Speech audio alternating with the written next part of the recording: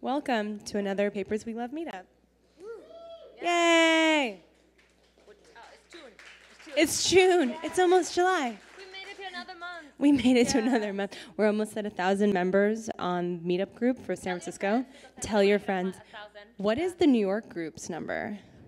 Can someone look it up? As well, but we need to beat them. Yeah. They're very nice people, Let's beat the New York meetup. Yeah, I just want to beat them. Let's overthrow the New York meetup. Yeah. I don't know if you know, but we are the second, the second chapter of this meetup. So New York started it, and then Inez was like, let's do it, and I said yes. And so here we are, and it's amazing that we've almost gathered 1,000 people here over the course of a year. Yes. It's really great. We forgot our first birthday, so next year in March. Next month. Next month, are we going to do something next month? We should. Okay, so next month there's going to be something special. We are just making it up as we go, as you can see. So it's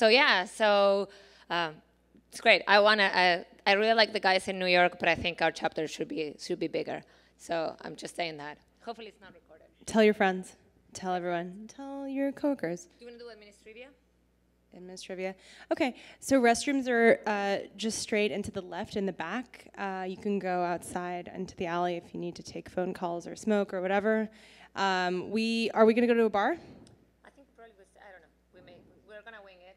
We're going to wing it. It's going to be snacks after. Snacks after. Yeah, if people got hungry. If you get hungry, there will be snacks after. There's more beer and wine in this area. If you have any questions or concerns, you can come to me and Inez during the meetup. Drew, videos are going to be ready for these meetups really soon, right? Yeah. So he's the guy that actually releases the videos. So we're putting pressure on him. Like, Drew, we love you. Yeah. Tweet at Drew all the time about videos. If you have any talk ideas for both mini or normal talks, please do email us. If you are interested in any topic or you want to read a paper on that topic and you don't know where to start, come to us. If you want to practice your talk, or again, if you have ideas, don't hesitate to come to us. We will definitely help you.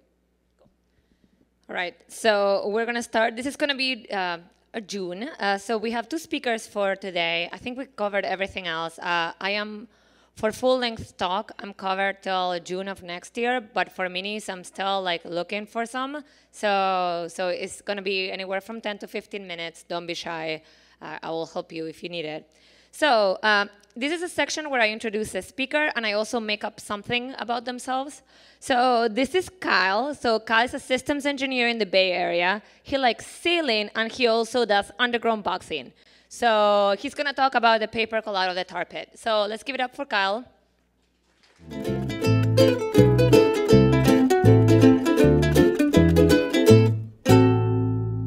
So you guys have to bear with me. I had the distinct pleasure of having people setting off fireworks outside my window until 3 a.m. I think I'm caffeinated enough. But, okay, so this is Out of the Tar Pit. It's published a few years ago. It is a really long paper, so I'm not going to get through the whole thing because there's part of it that just wasn't going to make it. We'll see how far we get. So in case you guys didn't get a chance to read the paper, it's basically the problem with building large systems, which is what this paper concerns itself with, is that complexity creeps into the system, and it becomes difficult to understand, and it becomes difficult to manage. I'm sure all of you have experienced that.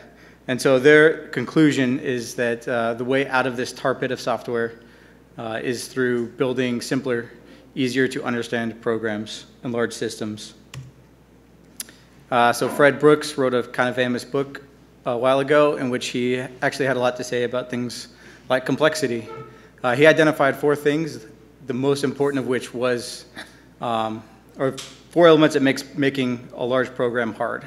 The most important of these was complexity, because it turns out that the rest are actually just special cases of this, and that complexity is the root of all the things or all the challenges in building large systems. So why is complexity bad, right?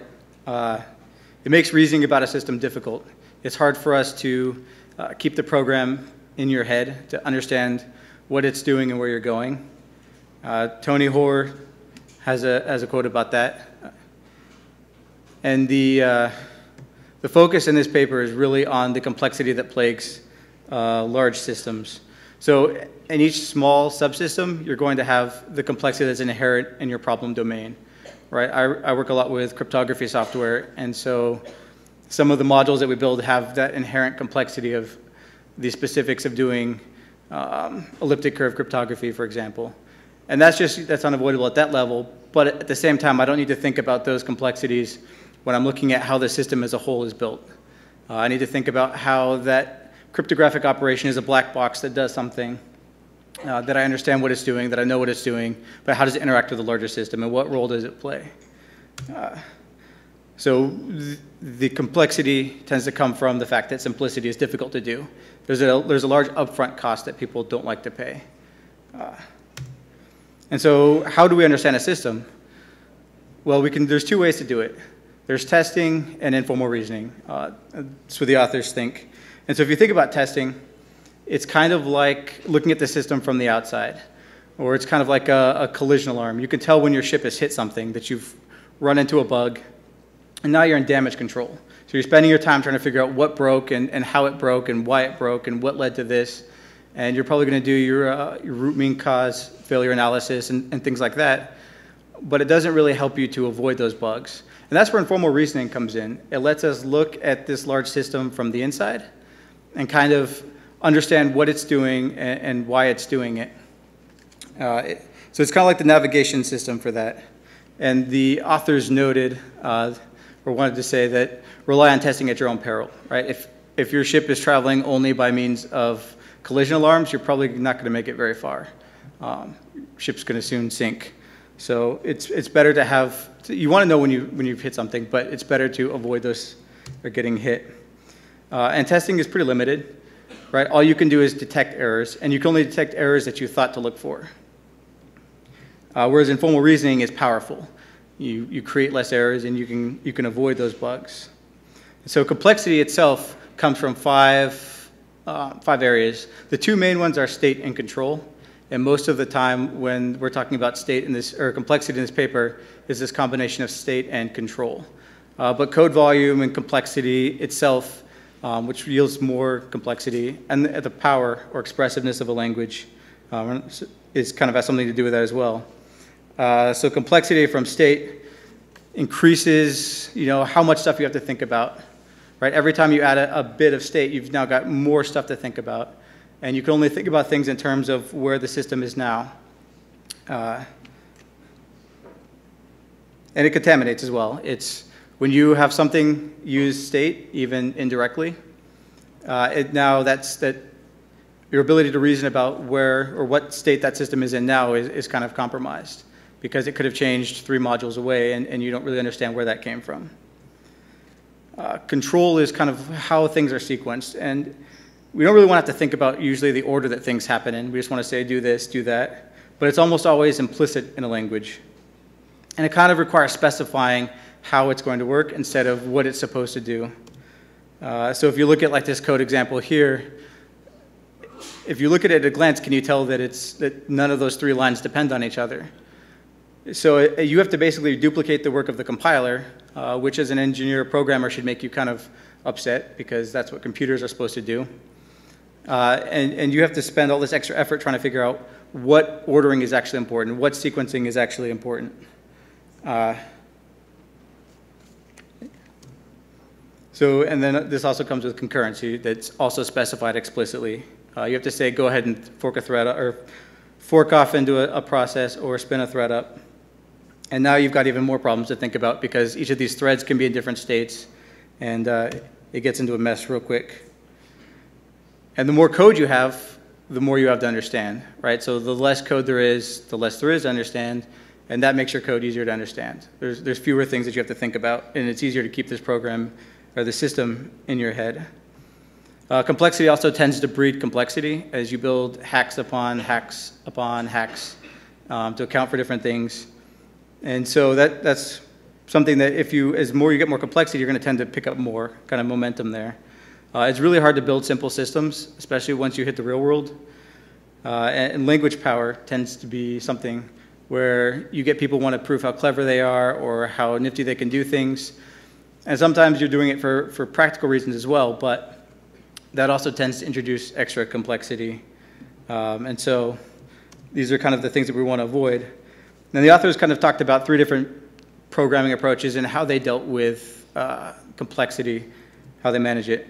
So object-oriented is imperative programming. You take some state, which is your class, your data members, and you have some methods that allow you to access or manipulate the state of that object. And it's difficult to enforce constraints because if you have different objects of different classes doing different things, you have to figure out where you're enforcing these constraints and make sure that they're consistent everywhere.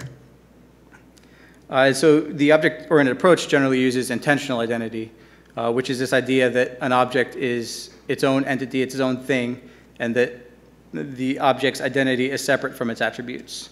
Whereas extensional identity are these 2 things the same thing based on their attributes? Extensional identity is easier to reason about. If you do the comparison like JavaScript and stuff like that, where you can say, or think in Common Lisp, where you have the 4 different forms of equal based on whether they're the same object or whether they're roughly equivalent. And so this right here doesn't avoid your state-derived complexity problems, and it doesn't avoid your control-derived complexity problems. Functional programming is a lot better, according to the authors, in that it's specifically trying to avoid state by requiring you to put all the parameters in the function itself. You get referential transparency, which means that if you provide the same arguments to the function, you get the same answer every time. Whereas, in object-oriented programming, if you provide the same object, it can change based on the state of that object. And that really simplifies testing and concurrency. But they still specify control.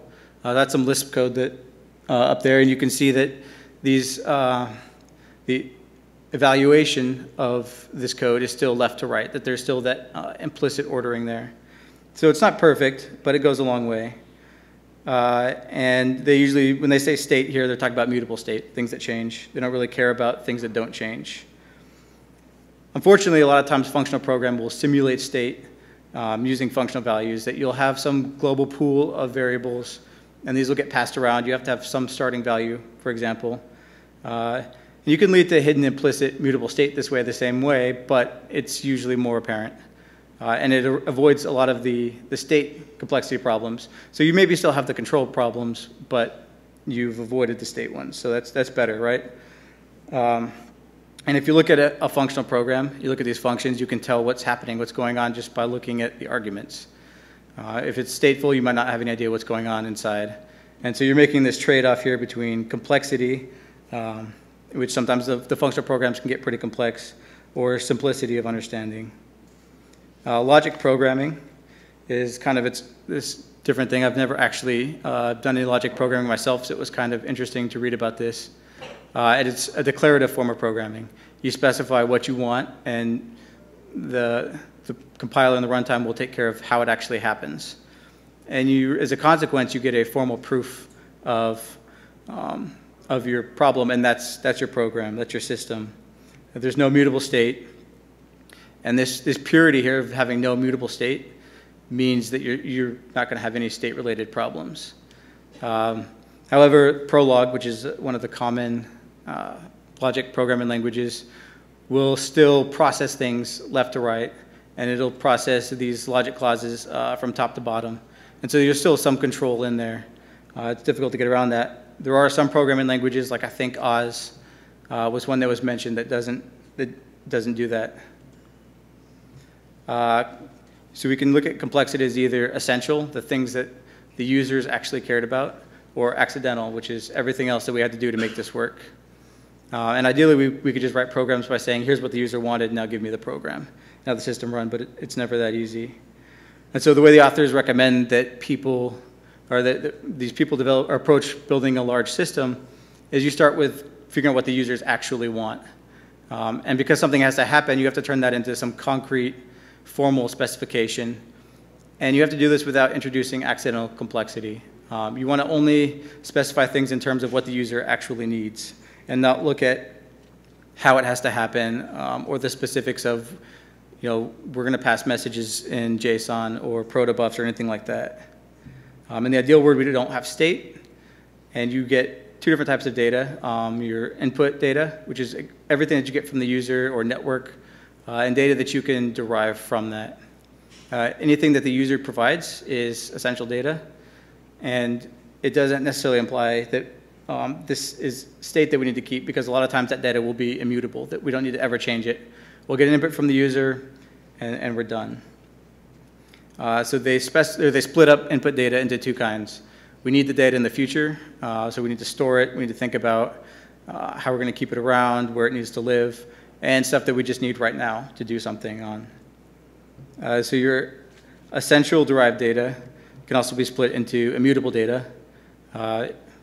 Whenever we have derived data, it can either be just always recomputed on the fly, and we don't have to actually keep it around, or it's data that it's more difficult to immediately rederive. And these are both cases of accidental state. This accidental derived data is also not in the user's requirements, and it's a kind of, or a form of accidental state. Obviously, essential state is going to be unavoidable because the user has to give us something, and we have to have some data from the user. And our pure functional programming, like I said, will simulate some of this state.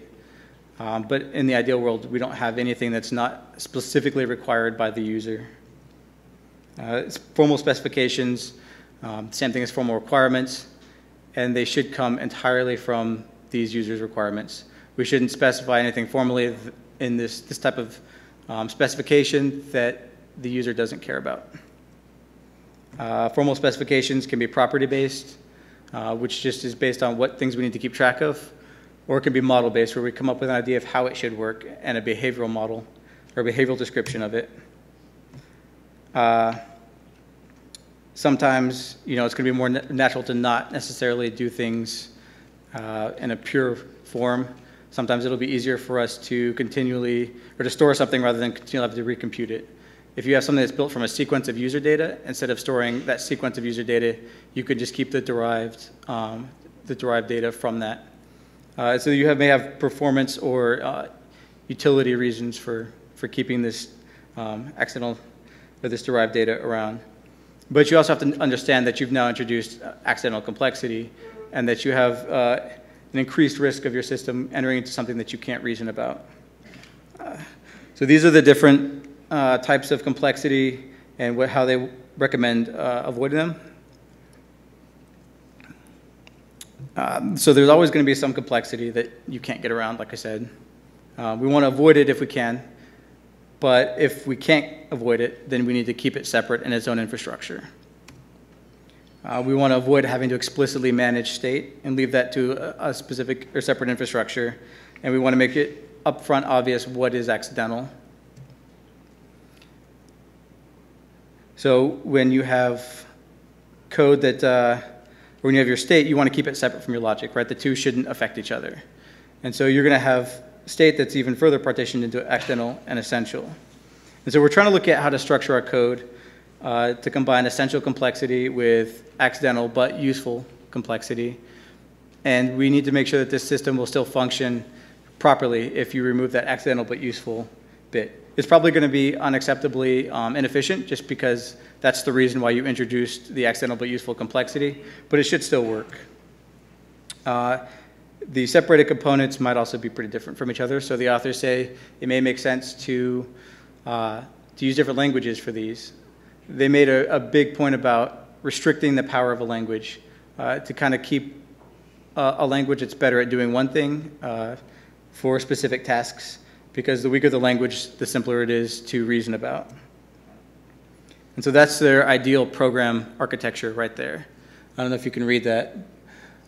You'll see that essential state there on the bottom is kind of the bedrock, and that essential logic can refer to the state, but it'll depend on the state, but it can never affect the essential state.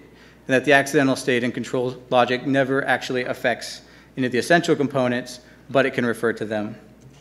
So this essential state's the foundation, and it's completely self-contained. The logic is kind of your business logic, right? It's what has to be true based on what we have for state, but it doesn't actually care about how the state changes or why or any of these conditions. So the accidental state and control is kind of the incidental parts, the things that you have to have just for the sake of making the program run. And if you change this part, it should never change anything else. But if you change the other parts, it's probably going to require a change here. So their thing with dealing with complexity is it's hard. Making the upfront cost will cause fewer difficulties later on. It's like technical debt. You have to balance that cost of the benefit of what you can get on credit now versus how much it's going to cost you to pay it back later, and to note that complexity spreads. That's all I have. Any questions? Yeah, we do have time for questions. Whoa, that turned. Anybody has any questions? So I was actually curious, is there any analysis of programs out there and analyzing the complexity of those programs and seeing if bugs occur more in like last that more mutable state? I actually don't know. That would be an interesting thing to look at. They didn't talk about any of those in the paper itself, but something to maybe look up. And if you didn't hear the question, he was asking if immutability and mutability of data led to more or less bugs and whether there was a ranking. Are there any real-life systems built following these principles? So the second half of the paper talks about something called functional relational programming. And they talk about a whole set of algebra and system for doing this. There's a paper that I think was covered here at one point on Calm and Bloom. Was that here, or was that a paper day? I don't know. I don't really think we call it Calm and Bloom. No. Okay. And there was another extension of that called, I think, Edelweiss. And then there's also a look at Tachyon, is a system for dealing with memory, fast memory storage in a clustered system. So there are systems that do this. More questions?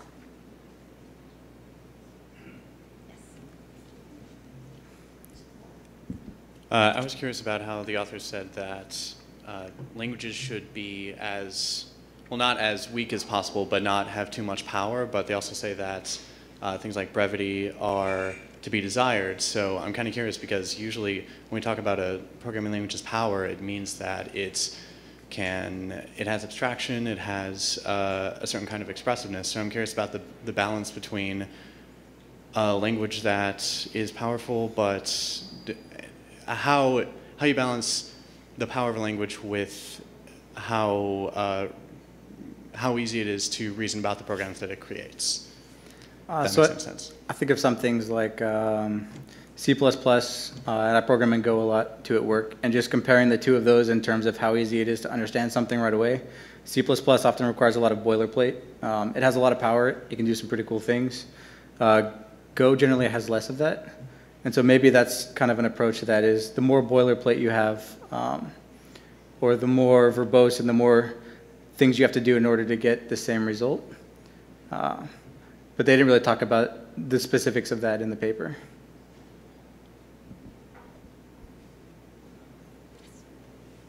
So we don't have a declarative system from a language perspective, but when we built the autopilot system for Bing, we actually built a declarative control system. So that actually did use some of these principles that you talk about here, but that used mutable state.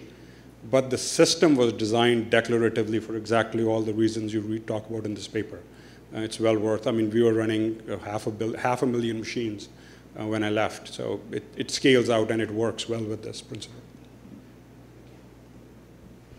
So there's a real life system over there. So if you want to know, just talk to this guy. More questions? Yes. On the topic of mutable state, does a paper kind of say anything about performance?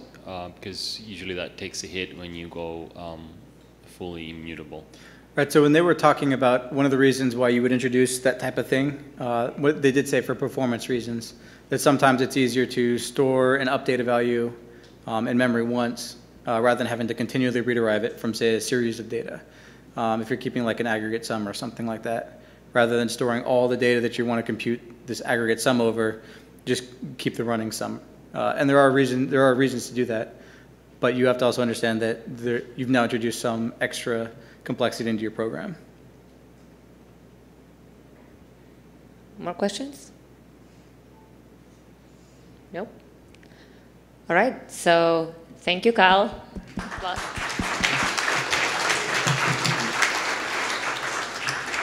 So we get a like 3-minute break. So if you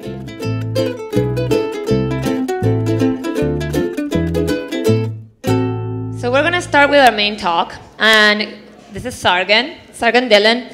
I'm going to read his bio, and then we'll see what else I can put. Sargun is interested in schemes for efficient, flexible computer networks to enable the next generation of applications.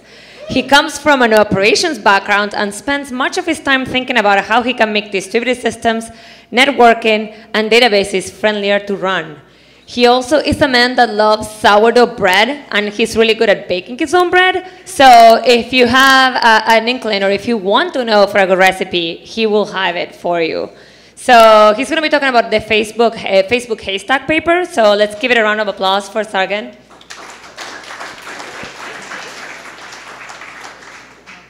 Hey, thanks for having me. Today I'm going to be talking about Facebook's haystack paper.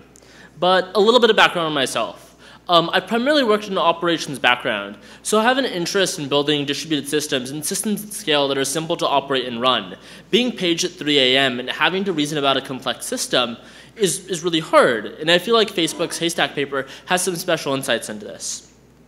Facebook's haystack paper was published in about 2010, and it talks about a system at Facebook that's actually become operational. And I want to thank the authors of the paper because I actually reached out to Doug, the author, and he was able to refer me to Andrew Oliver, who is the current maintainer of the system, and he's actually here in the audience today. So I might be able to refer to some things in the talk that aren't actually covered in the paper. So there's some discrepancies, that might be why, and I'll try to point them out as I go over them. A rough agenda of the talk. First, I'm going to talk about the actual haystack problem. Then I'm going to move to the design and the architecture of the solution, the system that was built to solve this problem, and then some takeaways that we should keep in mind as we're building our own distributed systems and our own storage systems. So what is haystack? For those of you who haven't read the paper, it's a storage system. But it's a storage system with one goal, and to serve one kind of workload, which are needles.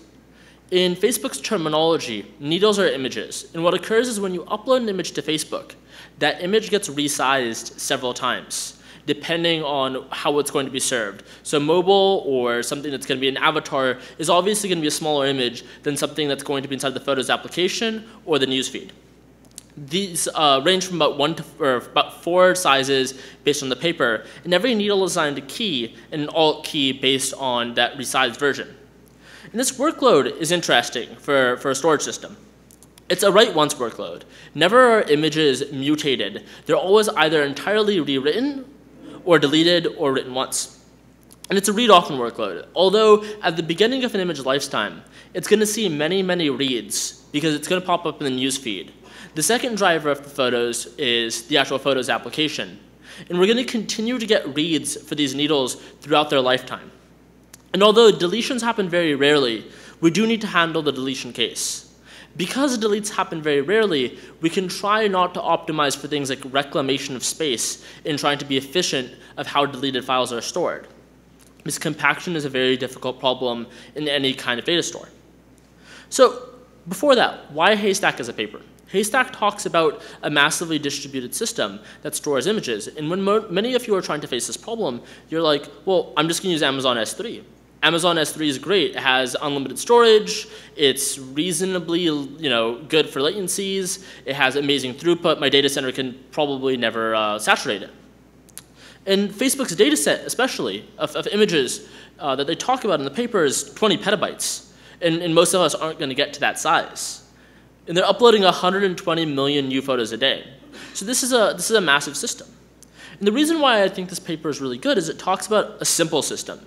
If you read about a lot of storage papers that are published today, if you read about systems like Cosmos, if you read about systems like GFS, or even the open source Ceph paper, they're not simple to understand. They come with many, many components that aren't particularly easy to build at home.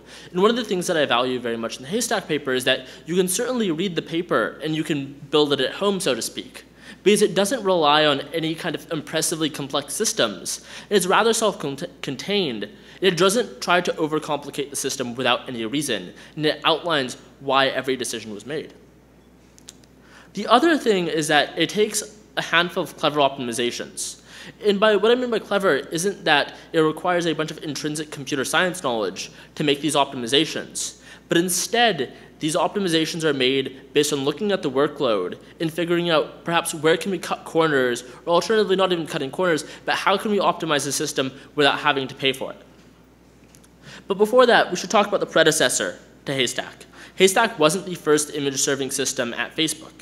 There was a history of image serving systems at Facebook. Prior to that, they talk about in the paper that they used NAS appliances, network attached storage appliances, that were mounted over NFS. These NAS appliances were basically massive machines running generic file systems that exported their file system over NFS, which is a POSIX compliant system, to mount file systems over the network. So you would have all of the same capabilities that you need, or that you get with a local file system, things like permissions, things like user management, et cetera, et cetera. And they were storing images on this. They were storing developer data on this, as well as log data on this. And these were performing quite well for them for quite a while. And they tried to optimize these over time. They did things like shard the directories and tried to make nested directories in order to reduce directory metadata. They tried to cache the location of the file handles inside of memcache to ensure that the same box would open an image in a given period. But these are relatively high latency boxes because they're still serving most of their workload from disk. So in order to combat this, Facebook decided to put CDNs in front of all of these to ensure that these images would be cached near the edge. And the purpose of the CDN was not only to cache it, but it was to ensure that the latency would be rather uniform.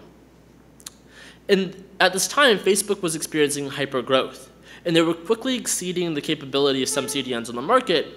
And additionally, the cost of running all of this cache capacity was quickly becoming exorbitant. So the architecture looked something like this. It was rather simple, where a browser would go to a web server, which would then return the page that was populated with URLs, which would go to the CDN, which could go to a photo store server, and since they had exceeded the size of one NAS instrument, it needed to route the request to the right NAS, which would then do a bunch of internal lookups to return that data over NFS, that would then reply to the CDN, which would cache it no matter what, even if it was an image that was incredibly unlikely to be served again, or if that CDN was overloaded, which would then return it to the browser. And this workload has a really interesting property. It has a Pareto distribution. Images see something like 80% of their accesses in the first 90 days. There's actually a follow-on paper called an analysis of photo caching at Facebook that talks about what this looks like. And most of the accesses are done in the beginning, so they can be cached in the CDN. That long tail, that long 90-day plus tail, where people are going back through everyone's photos and being like, what happened 5 years ago? Those are going to be served with higher latency in this architecture because they're never going to hit the cache. And fetches under this existing architecture are incredibly expensive. The paper talks about something like tens of kilobytes needed to fetch some files from disk. Because not only do we have to get the directory metadata in the inode, then we have to do another seek to get to the file contents. And you can only extrapolate what the size of the metadata would be over millions and millions of images. And this effectively led them to the conclusion that the long tail is uncacheable. The other thing that they talk about in the paper is that they have to make the decision to build the system. They didn't take this lightly, and I think that this is really, really valuable. Oftentimes, we see papers like GFS or F1 saying, we decided to build a system, and we had like one use case, and it was great, and we decided to do this. But they don't talk about what was the actual pivotal moment where they decided that this was valuable, and why didn't they use an existing system. Facebook outlines this in their paper, which they say they had Hadoop, which was a system designed to do large sequential file processing, and it wasn't really designed for lots and lots of tiny files with relatively random reads. In addition to that, they had a very mature MySQL layer, which is an OLTP system, and putting needles in it was possible, but it wasn't very efficient, given that MySQL is more designed to store tiny rows and interact with them transactionally. And they could continue to scale up and scale out these traditional NAS appliances, but that was becoming quickly ineffective for them. The other thing that they decided was that they wanted to keep the scope of Haystack very, very narrow. Although they were using these NAS appliances for other use cases, they were working fine for log data and development work. So instead, they decided to build Haystack to solve this one problem. And I think that's one impressive takeaway from the paper.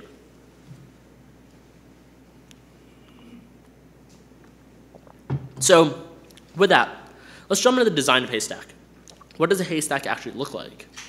But this isn't a very interesting conversation without knowing the design constraints and what requirements they were given. It's almost always valuable when you're building a storage system to know what was the reason why that system was built. The first requirement was that it had to be a high throughput system and a low latency system. That's fairly obvious. Everyone requires that of storage systems. But Facebook needed to have a 100x scale.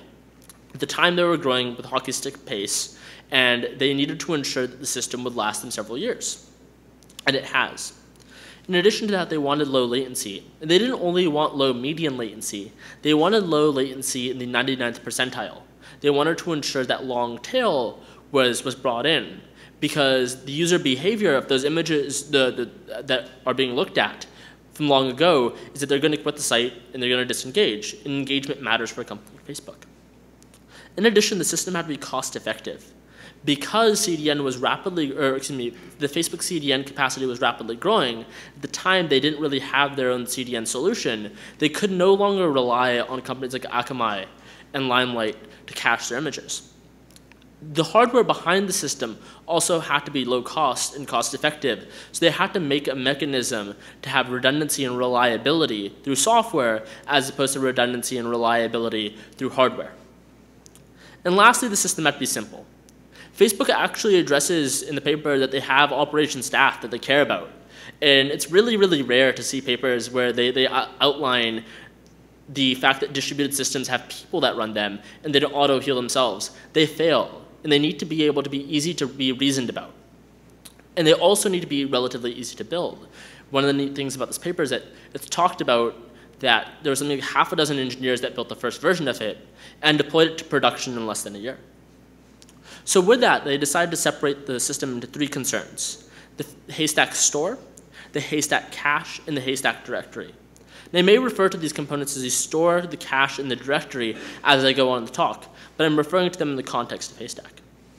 So the read path and the write path get a little bit more complicated, but this is with reason. And I'll go over these slides in a little bit more detail, but right now I want to go through the individual components of Haystack and address how they work.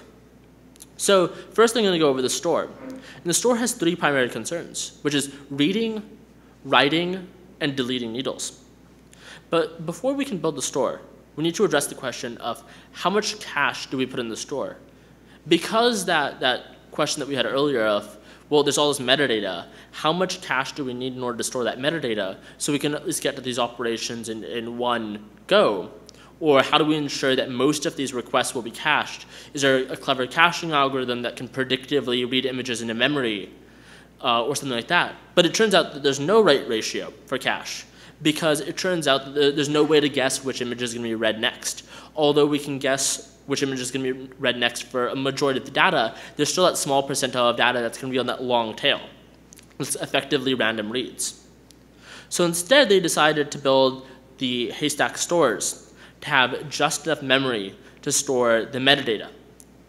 And the way that they did this was kind of shifting the problem on its head of, instead of figuring out how to get as much memory into these systems as possible with a traditional POSIX file system, they decided instead to store as little metadata as possible. And the way that they did this was building on top of the traditional file systems. So they decided to build a virtual volume layer above the traditional file systems where all of the Haystack logic was going on. So when a sysadmin goes and looks at the box, they're just going to see 100 gig files that are sitting above the file system. And these individual physical volumes per box were replicated onto other boxes in logical volumes. There's a couple properties of each of these files. The first property is that they're append only. And this is really valuable because it ensures that there's only going to be one syscall and probably one IOP per write. And it also gives us really good fault tolerance rules, because if there's a failure, we're not going to have to read over the entire file to figure out where that failure might have happened. That failure is only going to happen at the end. We don't acknowledge that right until we've synced to the file system. And since we're not having to do synchronization to disk in the middle of the file, we know that that was at the end of the file, and we have better fault tolerance properties. These logical volumes also enable us to have good restore properties. A single machine is not going to share all of its physical volumes with another physical machine. Those logical volumes are going to be disparate and spread out across many machines, giving us some nice properties as we talk about fault tolerance. So that data file that I was talking about earlier, that data file is basically needle after needle after needle, and that needle has some metadata associated with it. But many of you are probably wondering, well, this is going to be really, really inefficient to read through if I need to read through my entire disk or 100 gigabyte chunk every time I need to find a needle. So this data is indexed. We only need a subset of this data in order to actually locate the needle on disk. We need the offset, we need the key, the alt key, and the actual size in order to determine the size of I/O operation to send to the controller in order to fetch the needle back. So there's two things done with this data. The first thing done with this data is that it's stored in memory, in a hash table. And the second thing is that it's stored in an index file alongside the haystack physical volumes. And the purpose of the index file is it's a subset of the data needed in order to restart the haystack physical store. Whereas the in-memory data is what we use for the actual request. If we were to have to read over the entire 100 gig file every time we were doing a startup, it would require a ton of seeks across all of the haystacks that are starting up on a single system, and it would require just a ton of data being read in from disk. So overall, this results in about 10 bytes of metadata per photo, per needle.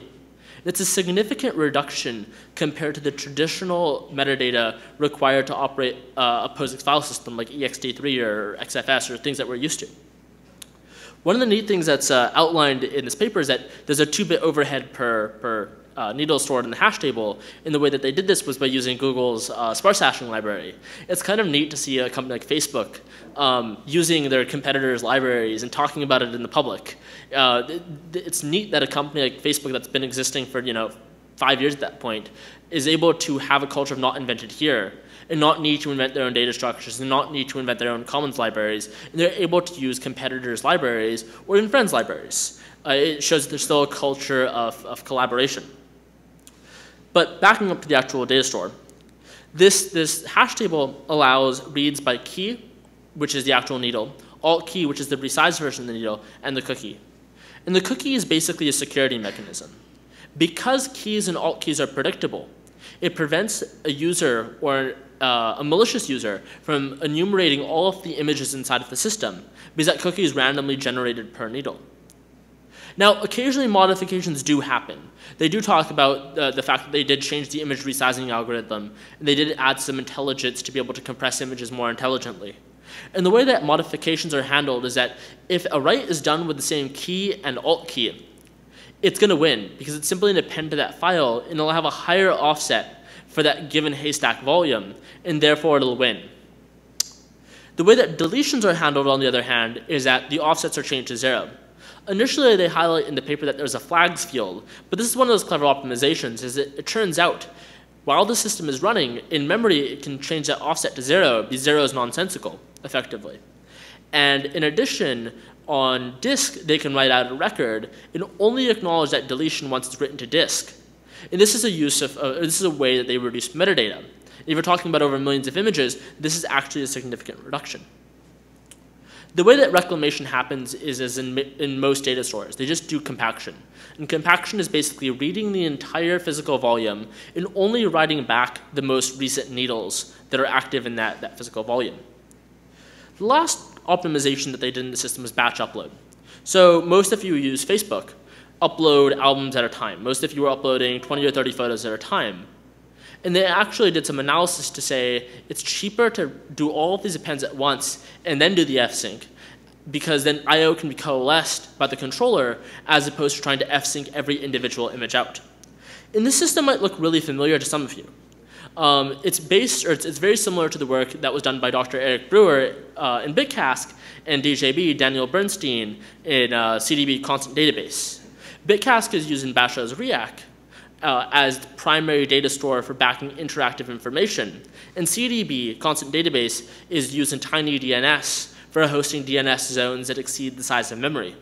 So it's not a particularly new design, but it's a new way to look at it. One of the other things that they decided to do, and this is less an optimization of the system, Haystack, but the underlying system, which is they decided to use XFS. And the reason why they decided to use XFS is because it's an extent-based system. So it allows for pre-allocation of volumes. And this means that that entire 100 gigabyte chunk is going to be allocated in a contiguous section on disk, so that most of the reads are not going to have to span multiple seeks. And the reason why that is because most images, nearly 90% of the images, fit into the size of one extent. And they do talk about roughly 10% of the images do exceed the size of one extent, so they're going to have to go across I/O operations. But there's no reason why they couldn't easily resize those extents. Now, the system isn't particularly interesting without fault tolerance. So the first system they talk about is Pitchfork for fault tolerance in the paper. Now, after contacting the authors, it turns out Pitchfork is no longer in use, but it's an interesting system. Because they're able to have all of this production load, know what the production access load looks like, they're able to generate artificial load. And instead of doing this, they decided instead to integrate in the Haystack components into their monitoring system and react based on alerts based from normal production load. The other mechanism that they use is that on compaction, the checksums of all of the needles are verified. And if those checksums are incorrect for enough needles, they're going to trigger marking the directory offline in recovery. And there's an external component called the directory that's responsible for marking the system offline. And I'll talk about that a little bit later. But on to recovery. So again, in the paper, they talk about a bulk synchronization mechanism. Now, a bulk synchronization mechanism could apparently take them well over a day because it compared every needle to every other needle on the remote system. It turns out now they largely use a system that's very similar to rsync. But they use QoS. And the QoS is basically a mechanism that the network has to preserve quality of services that are running concurrently or next to these systems. And it's kind of neat to see teams in Facebook collaborating, whereas like on AWS, it's very difficult to be able to request your servers to say, don't break my neighbors, or please don't break my neighbors because of this QoS policy. And they're able to use relatively off-the-shelf tools without overcomplicating things. It's kind of nice to see them backpedal on complexity because something just works. As I said earlier, that restore comes from multiple replicas. So they're not going to overload those single replicas, and they don't necessarily need to use clever I/O scheduling on those other replicas. Now, the other thing that I find interesting about this is the hardware that's behind Haystack. Facebook several years ago discovered that it wasn't effective to run hyperscale services on traditional hardware. So at the time, they decided they wanted to solve this. And they solved this via the OCP project, the Open Compute Project. And the Open Compute Project had the purpose of building servers with designs that were bezel-free, that didn't have all of the redundancy and all of the redundant hardware and redundant power supplies that traditional servers do, and build them for companies like Facebook and Microsoft and so on.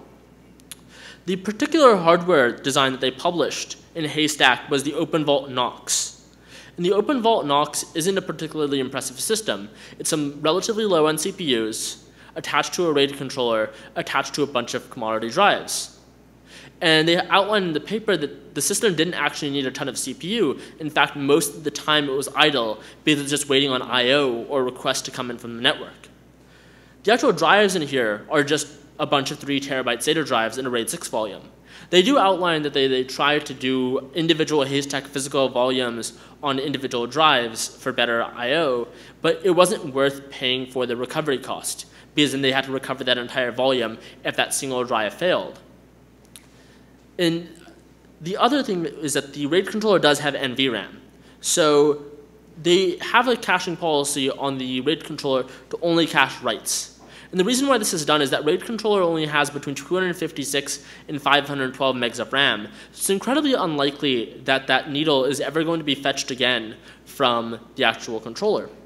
The other reason about this is that it turns out this disk profile is only good at reads or writes exclusively and not both. And they actually showed this in a latency table. They actually show that only reads is quite performant, only writes is quite performant, and multi-writes is even more performant than that. But as soon as you mix reads and writes as a workload, both read latency and write latency goes down, as well as write throughput dropping more than an order of magnitude. And I think this is really valuable in the paper because they actually built a production workload called Haystress to test on the system. And one of the biggest fears of moving to new replacement systems is the unknown unknowns. They had an existing system, they knew how it would break. They had an existing system, they knew the performance characteristics. Without having a production workload or a workload to build against, it's very, very difficult to build production distributed systems in distributed data stores. So, in summary, the Haystack store itself is a responsibility simply reading and writing needles. It has an append-only model like a lot of data stores that we see today, but they did some clever stuff to enable a near constant time read cost and write cost.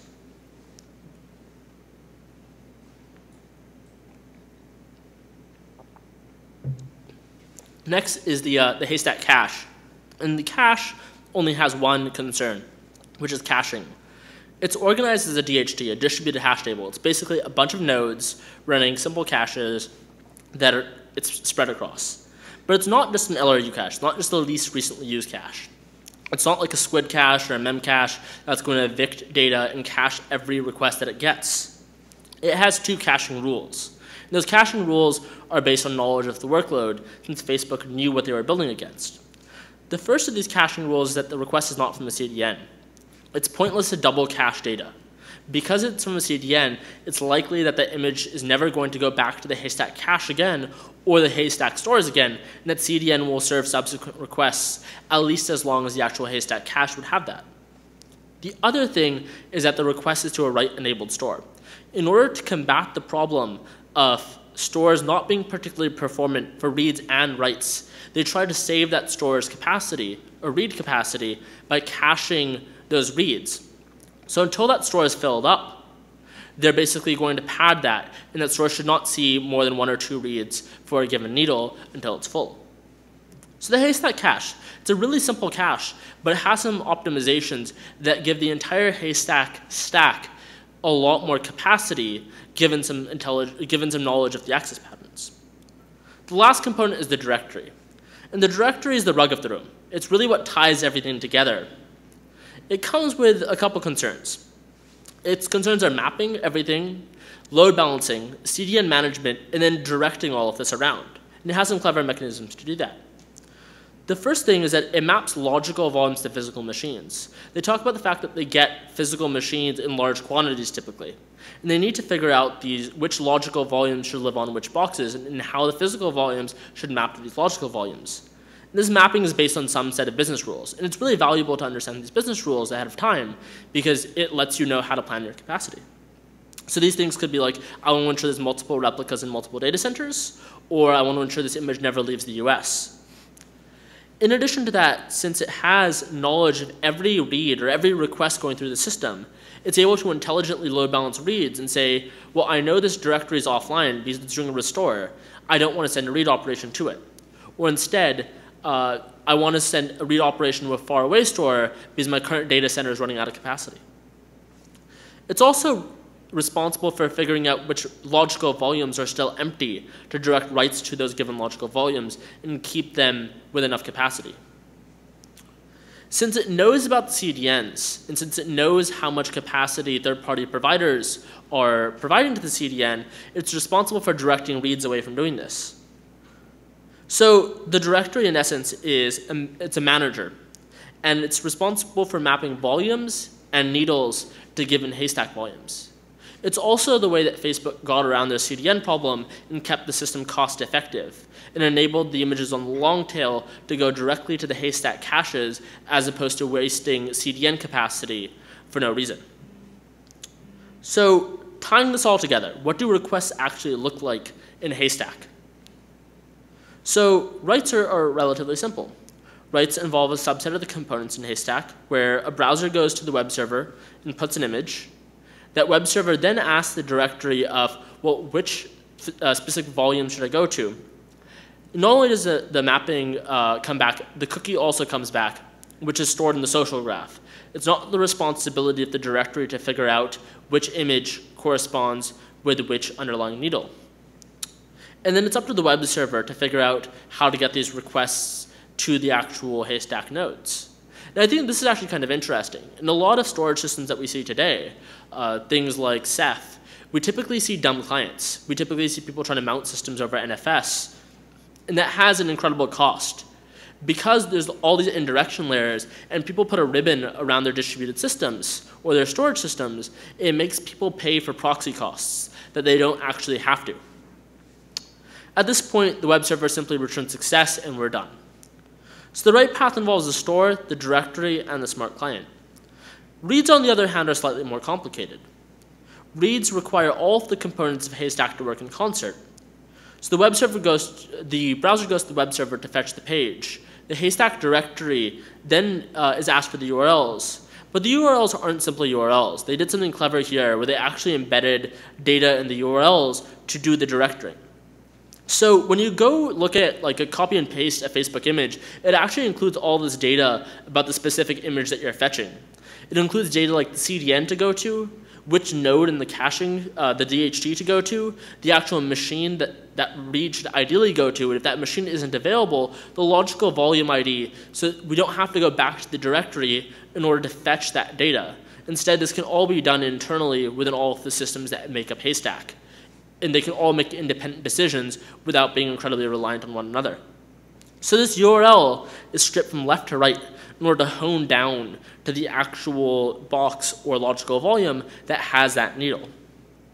So those URLs are returned to the web server, which then again returns those to the browser. And then at this point, the browser either fetches the data from the CDN if it was instructed to based on that URL, which will go to the cache, or alternatively, the browser will bypass the CDN entirely. If that cache doesn't have the data, it'll go to the relevant Haystack machine, which then returns the image to the cache, and based on those business rules, it'll cache it and return it directly to the user or the CDN. If the CDN has it, it'll cache it, and then return that to the browser. So the read path involves all of these components working in concert. So what insights should we take from this paper? The first one, I think, is that we should build systems with a narrow scope. One of the really valuable components is that they try to not solve the entire kitchen sink.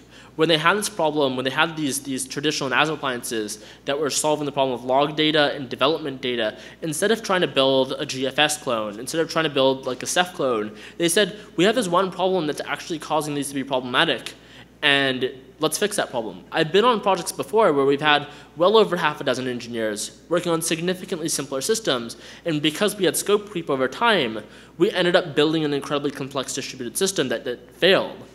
And in addition to that, troubleshooting systems. It's much better to have systems that have very, very tiny scope, and then they interact to compose a complex system, but individual systems with complex scope are very hard to troubleshoot. The other thing is that sometimes you're solving the wrong problem. Sometimes it makes sense to take a step back and say, well, maybe I'm not solving a caching problem. Maybe I'm not trying to figure out how to intelligently build a POSIX file system. Maybe I just need to figure out how to store this data differently. And using traditional disks is okay, and using traditional systems is okay. And I think that's another thing that's valuable to keep in mind. Sometimes we've gone far too down the rabbit hole, and we need to take steps back in order to actually figure out where we're at. One of the nice things that Facebook had to their advantage was that ecosystem control. Because they knew exactly what the request volume looked like, they didn't have to solve every kind of workload. They were able to make these special micro-optimizations for this given workload. And in addition to this, they had smart clients, like on the web server, so they didn't have to pay for cost where it wasn't needed. And lastly, I think simple optimizations. I think that most of the time, problems can be solved with relatively obvious solutions and relatively simple optimizations that don't require esoteric data structures. Often if you find yourself poking at CS textbooks looking for esoteric answers to questions, you should take a step back and see maybe there's simple optimizations that I can make in order to get more throughput. So some of you are probably wondering, can I use a system like this at home? And it turns out there's an open source implementation of Haystack today called WeedFS, or Seaweed, that's available on GitHub today. It's a production quality system. With that, thank you. Any questions?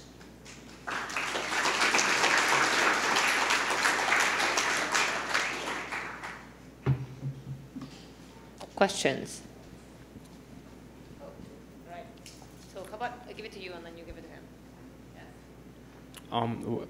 What about privacy? Like, if I upload a photo and mark it as private, I guess if someone knows the URL of it, they would be able to access it.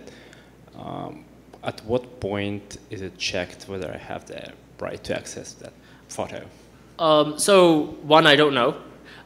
Two, this isn't talked about in the paper at all. Three, Facebook actually has another paper talking about causal consistency and how oftentimes it's not actually good enough because of what you're talking about of like, well, what happens if I like change some privacy rules and upload a photo? How do I ensure that that upload is dependent on that privacy change? And from what I've heard, a lot of these things are ignored because it's good enough. I mean, Facebook's not storing super private data. So like, I don't know.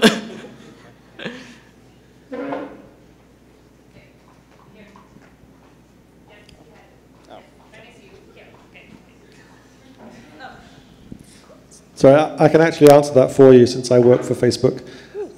The privacy is actually controlled at the web layer. So in the smart client in Sargun's model, that handles all access to the content, so it's handled outside of the storage system.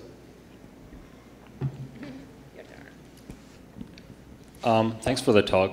Great stuff. I have 3 questions. One about the write path, one about the read path, and the other about reliability.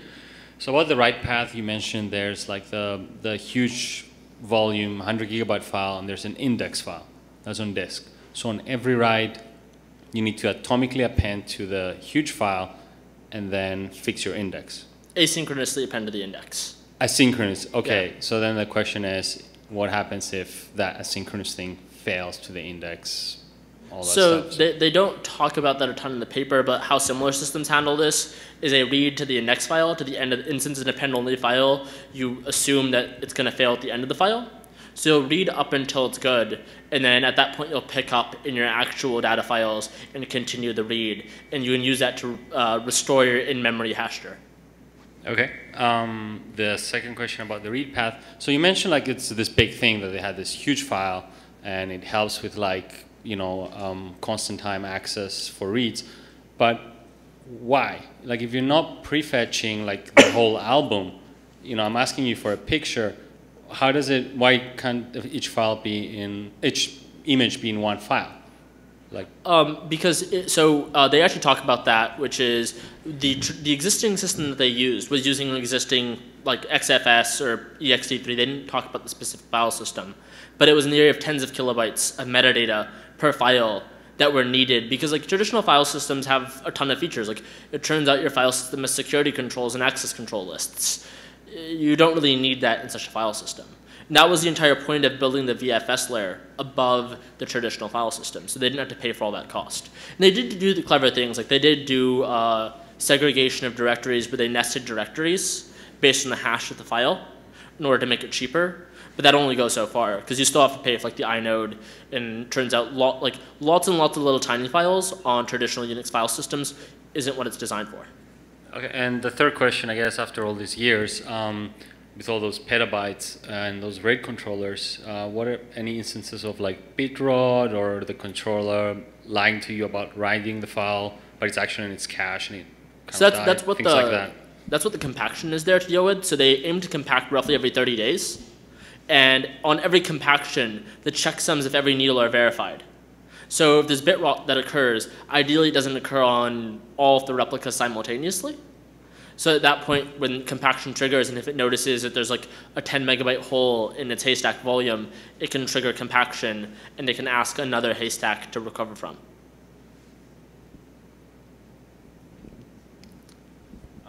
So I was curious about specifically how the replication works and why they didn't use something like an erasure coding scheme like Reed-Solomon or something like that. They do talk about that in later papers. Again, they don't highlight why they didn't use Reed-Solomon in this paper. My only assumption is that in Reed-Solomon, assuming that they were doing like 10b4 encoding, 14 encoding across multiple systems, that would require fetching from multiple replicas in order to rebuild the file. And I mean, RAID 6 is kind of erasure encoding when it goes to the actual system. So my guess it's mostly latency leveling, but they do talk about in other systems for like warm storage. F4, they did build erasure encoding into that system to save on storage. And after 6 months, images are moved from Haystack into F4. Cool. Thank you. That was an awesome talk. The overhead is 10 kilobytes or 10 bytes? I didn't understand that.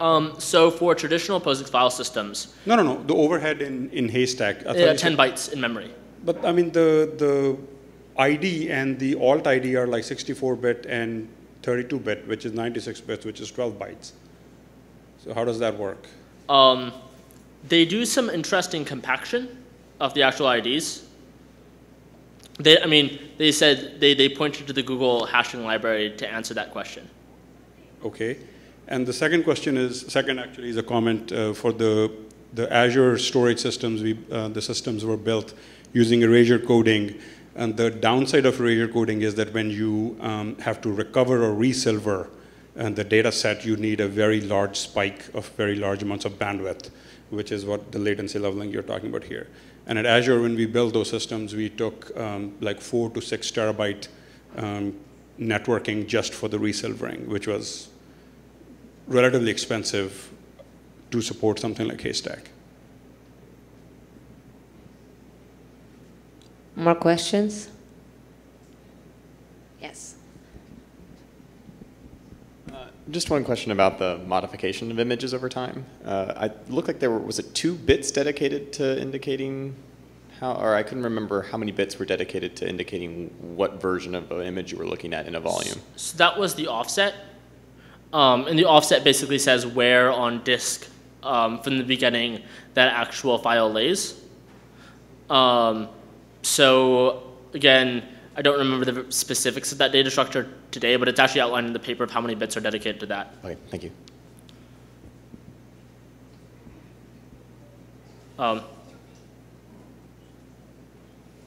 Cool. I see a hand, but I don't see a person. So I'm not sure how reasonable of a question this is, but how does the Haystack system compare to other key value stores? Like, could you implement it using like Cassandra or something, yeah. So I mean, like reasonably a system like so I actually work for Basho. They build a database. So answering it for that, which is a very similar system to Cassandra, you could reasonably implement it. But we do a ton of things in the actual system that would be incredibly ineffective for a system like Haystack. Like we have a bunch of stuff in order to do intelligent anti-entropy, to do partial repairs of the data set. And Cassandra has that as well. Whereas in Haystack, you don't quite need to implement for that. In addition, we have a bunch of like clever compaction algorithms that are used for like incremental compaction. And those don't need to be paid for. And there's also stuff like we don't have control over caching. So we don't do any caching inside of React. Cassandra does some caching, but they don't have a tunable caching algorithm that says if this image is to like a node that's still taking writes, don't cache that. So certainly you could build it on top of those existing systems. You perhaps wouldn't get the same kinds of optimizations that Haystack was able to get.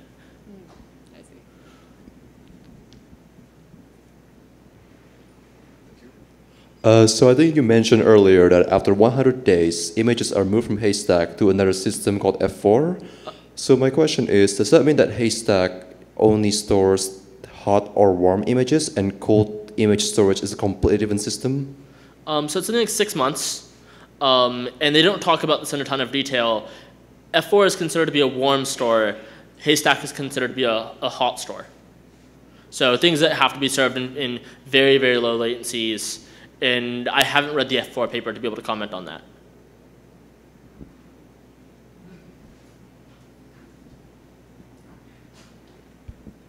You mentioned that after 100 days or 90 days, there is like a small chance that the image will be read again. And I'm wondering, is there any other studies about this behavior, or is it like only Facebook behavior, or you know, maybe there is some generic behavior connected with that? So yeah, so the Pareto distribution for access, like if you look at the continuous distribution of the of a lot of workloads, they tend to follow this. So like, I used to work at a social network, Yammer, before, and the way that posts were accessed was that posts tended to have a bunch of accesses and likes in the very beginning, but over time they degrade similarly. We actually see this Pareto distribution a ton in real distributed systems. Like for session data, we tend to see like about 99% of the sessions being hot and manipulated, or excuse me, 1% of the sessions being hot and manipulated, and then the rest of them are like idle. So we see this a ton in hot data that's being actively accessed, and then we still see access on the long tail, and we have to pay for that if we're caching. So, and they have the analysis of caching at Facebook paper that's related to this that cites a couple other studies of other workloads that are similar to this. So CDNs have to deal with this all the time. Questions on this side of the room? No? All right. Thank you. Thank you so much. Yay.